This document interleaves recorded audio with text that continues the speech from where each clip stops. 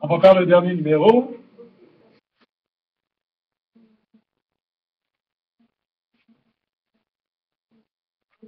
Numéro 3. Quand vous allez au sauna chaud, là, quelqu'un met de l'eau sur les roches. Euh, OK, numéro 3, on demande... Ah oui, on a fait un sondage auprès de 200 utilisateurs, donc 200 utilisateurs de voitures, 200 propriétaires, et on leur a demandé quel âge a votre voiture. Ils nous ont répondu un chiffre. Alors, 1 an et demi, 2 ans, 3 ans, 4 ans, 5 ans. La moyenne dans le sondage, c'est 8,3. 8,3 ans. Et l'écart type entre chacune des valeurs, l'écart type sur l'âge, c'est 2,7. Donc, il y en a qui ont des voitures plus vieilles, il y en a qui ont des voitures plus jeunes. L'écart type, parmi les différentes réponses, c'est 2,7 ans. Ça va pour ça, Adam? Parfait. On est heureux. OK. Puis là, on se demande quelle est la marge d'erreur. Qu'est-ce que c'est, pas la marge d'erreur, pardon. Quel est l'intervalle de confiance pour la vraie valeur dans la population? Donc, qu'est-ce qu'on cherche? On aimerait savoir l'âge moyen des voitures sur la route, c'est quoi? L'âge moyen des voitures de la route. On ne le connaît pas. Mais, à l'aide de notre sondage, on est capable de dire l'âge moyen des voitures sur la route, il est inclus à l'intérieur d'un intervalle, ici. Donc, on va avoir une valeur inférieure et une valeur supérieure dans notre intervalle. Et puis, on va avoir avec un certain niveau de confiance.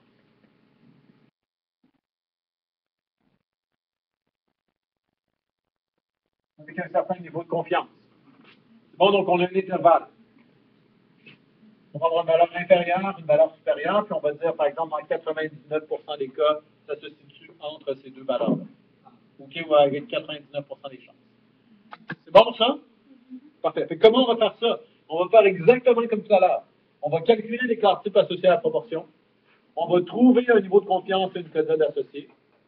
On va appliquer la marge d'erreur, on va calculer la marge d'erreur, puis on va appliquer la marge d'erreur. Puis on va avoir notre estimé, 8,3 ans, moins la marge d'erreur, ici. Notre estimé, 8,3 ans, plus la marge d'erreur, ici. Ça va contenir la vraie valeur avec un certain niveau de confiance. Ça va? Donc, allons-y. Étape 1. Étape 1, ici, l'écart type associé à la mesure. Et ici, ce n'est plus une proportion. Faites attention, hein, il y a eu des gens qui se sont trompés ici, qui ont utilisé la formule d'écart type qu'on avait tout à l'heure dans l'autre problème. Mais ici, ce n'est plus une proportion. C'est une moyenne.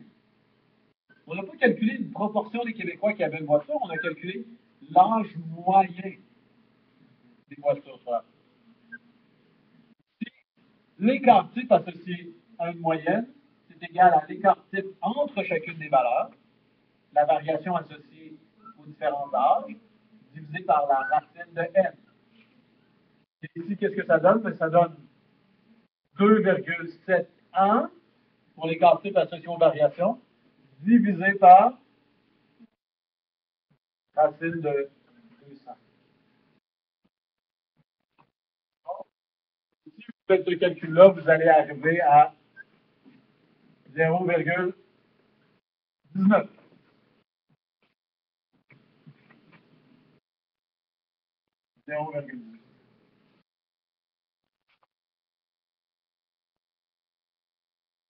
Parfait.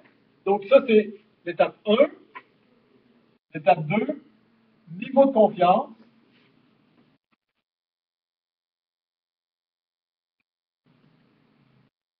Gérer.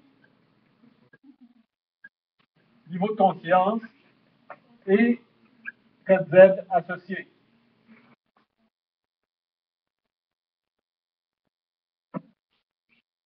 C'est pas ça?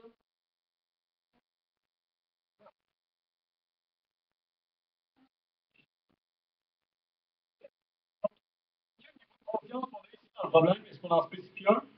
Non, il n'y en a pas de spécifié. Alors, c'est à vous de choisir le niveau de confiance qui vous convient.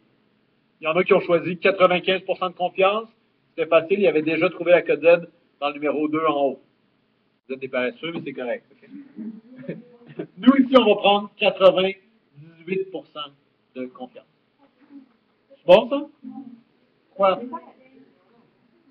On va, juste pour le repère, OK? Donc ici, on va choisir un niveau de confiance de 98%. 98%. Donc, qu'est-ce que ça veut dire? Ça veut dire que ma moyenne, ici, 8,3 ans, ce n'est pas la valeur exacte, mais elle tourne autour de la valeur exacte et j'aimerais trouver une cote Z négative et positive qui ceinture entre les deux, qui ceinture 98% de mes données. Donc, si j'en ai 98% entre moins Z et Z, j'en ai 49% à gauche du centre, entre le centre et la cote Z, puis 49% entre le centre et moins la cote Z. Okay, donc, j'en ai 0,49 ici, 0,49 là.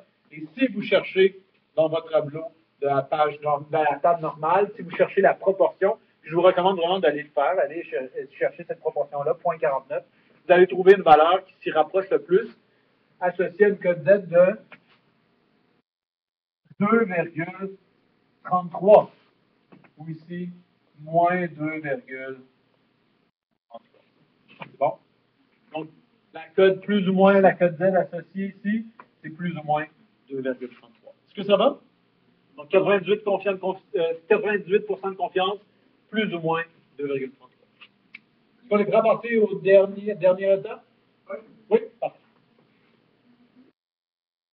Ou l'avant-dernière étape, pendant comment on voit ça. Donc, ici, faites attention quand vous calculez les cartes types. Il y a peut-être un moment où vous allez vous tromper. Vous allez utiliser la mauvaise formule. Ne vous trompez pas. Ensuite, le niveau de confiance, je pense que ça va. La code Z associée, n'oubliez pas, niveau de confiance et code Z vont ensemble. Et dernière étape ici, on va calculer d'abord la marge d'erreur.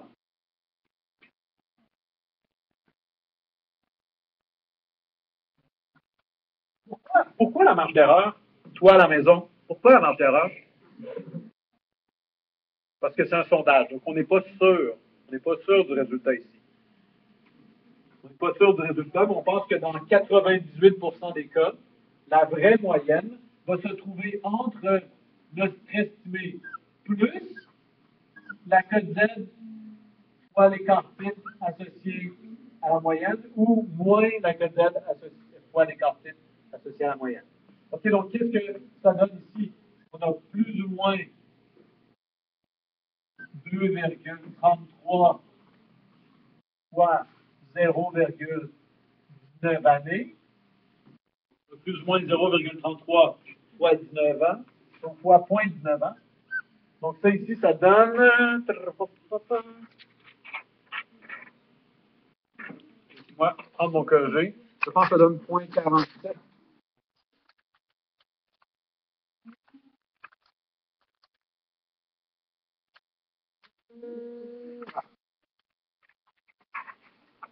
OK. Donc ça ici, ça donne plus ou moins 0,46. Ah, donc ça, c'est notre marge d'erreur. On a estimé que c'était 8,3 ans, notre âge moyen de voiture sur la route, mais ça se peut qu'il soit au-dessus ou en dessous de cette valeur-là, parce que c'est seulement un sondage. Et là, tout ce qui nous reste maintenant, c'est à interpréter. Interpréter. Bon, en fait, on va construire notre intervalle de confiance. Donc, allons-y comme ça. Avec 98% de confiance,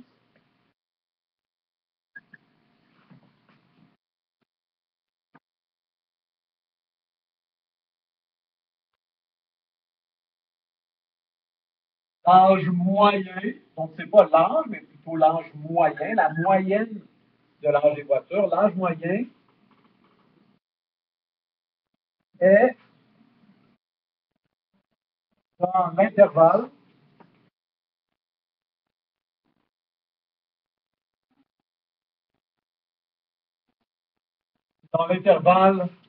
et là, qu'est-ce qu'on va mettre ici pour notre borne inférieure? On va mettre notre estimé moins notre marge d'erreur. Puis pour notre borne supérieure, on va mettre l'estimé plus la marge d'erreur. Donc ici, 8,3 moins 0,46. C'est plus ou moins, hein? Fait que ici, c'est moins, puis ici, c'est plus. 8,3 plus 0,46 années. C'est bon?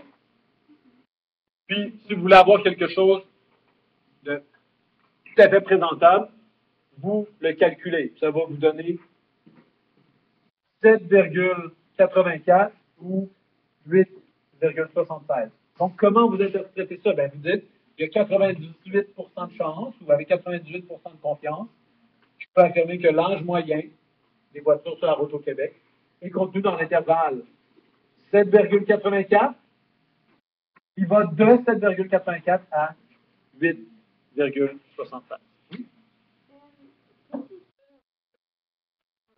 Mm-hmm.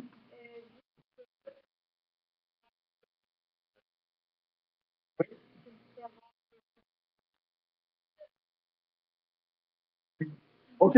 Donc, je pense que la différence entre le numéro 3 et le numéro 2, elle est ici. Elle est en fait au premier bloc.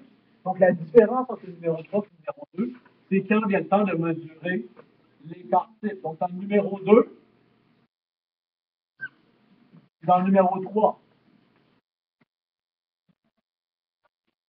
C'est bon? Donc, ici, on a calculé l'écart type associé à une proportion. Parce que dans le numéro 2, on avait un pourcentage de Québécois qui nous aident en faveur ou opposé à la souveraineté, par exemple. Donc, ça, c'est un pourcentage, une proportion. Tandis qu'au numéro 3, c'était une valeur moyenne qui était estimée. C'est pas la même chose, OK? Un pourcentage ou une valeur moyenne. Donc, ici, la formule, c'est l'écart type entre les valeurs divisées par la racine de n. Tandis qu'ici, c'est la différence dans les réponses pour et contre, ou P1 moins P, puis on a utilisé 0,5. Si on ne connaît pas, on utilise 0,5. C'est bon? 50% divisé par la racine.